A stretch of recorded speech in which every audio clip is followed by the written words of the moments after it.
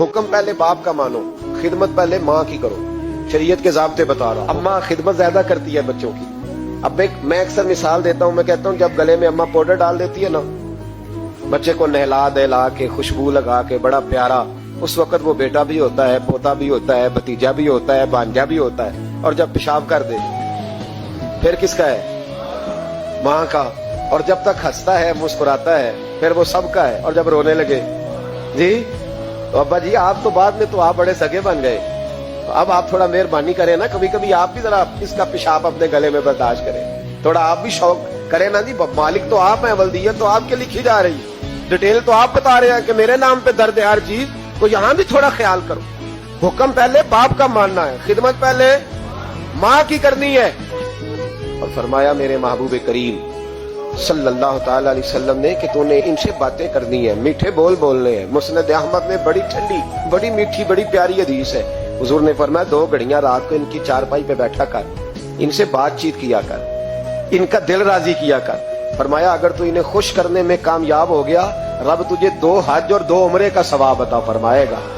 अगर तू इन्हें और माँ बाप अगर पर्दा कर जाए फिर तेरी दुआओं का रुख माँ बाप की तरफ। इमाम राजी ने तफसीर कबीर में हदीस लिखी है, एक शख्स पर आखिरी वक्त तारी था, नज़ा का आलम था, लोग कलमा पढ़ाते थे, जुबान पे जारी नहीं होता था। इन हदीसों को रोज याद किया करो, रोज माँ बाप सामने आए तो इन हदीसों को ज़हन में लाया करो।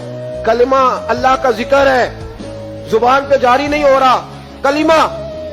लोग महबूब करीम अलैहिस्सलाम के हुजूर है, या रसूल अल्लाह बंदा मुसलमान है पर कलमा नहीं जारी होता। हुजूर ने ये नहीं फरमाया कि देखो लुकनत तो नहीं, कोई मुश्किल तो नहीं, क्या मसला है, दुआ करते हैं फौरन। इमाम राजी ने लिखा है नबी पाक ने फौरन फरमाया पता करो इसकी माँ जिंदा है। या रसूल अल्लाह है, फरमाया बुलाओ। अम्मा आई बड़ी परेशान, 2 गलियां छोड़ के रहती है।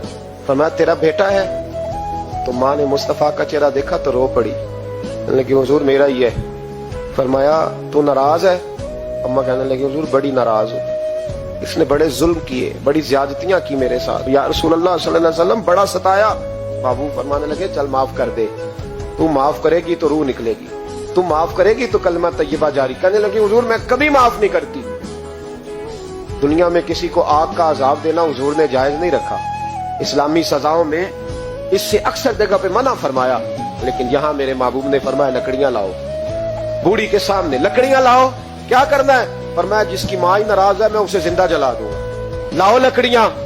सहाबा उठ के जाने लगे, अभी 2 आदमी दरवाजे से भी नहीं निकले तो बोल पड़ी, कहने लगी ना हुजूर इसे जलाया ना जाए, हुजूर जलाना ना। फरमाया चल माफ कर दे। 3 दफा बोली, कहने लगी मैंने माफ किया, मैंने माफ किया, मैंने माफ किया।